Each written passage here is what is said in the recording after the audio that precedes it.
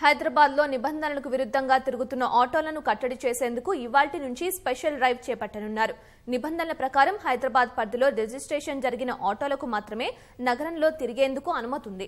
రవాణా పోలీస్ శాఖ చూసి చూడనట్లు వదిలేయడంతో ఇతర ప్రాంతాల్లో కొనుగోలు చేసిన ఆటోలను యథేచ్ఛగా తిప్పుతున్నారు.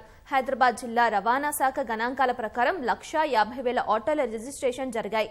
రోడ్లపై తిరిగే ఆటోల సంఖ్య మాత్రం 3 లక్షలు దాటింది. ట్రాఫిక్ రద్దీ, కాలుష్యం దృష్టిలో పెట్టుకుని నిబంధనలకు విరుద్ధంగా తిరుగుతున్న ఆటోల్ని కట్టడి చేయనున్నారు. ఇప్పటికే ఈ దిశగా ఆటో డ్రైవర్లు, సంఘాలు, ఊబర్, ఓలా వంటి సంస్థల ప్రతినిధులకు అవగాహన కల్పించారు. ఇవాల్టి నుంచి చేపట్టే ప్రత్యేక తనిఖీల్లో ఆటోలకు సంబంధించిన ధృవపత్రాలను క్షుణ్ణంగా పరిశీలిస్తారు. అనుమతి లేని ఆటోలను సీజ్ చేయనున్నారు.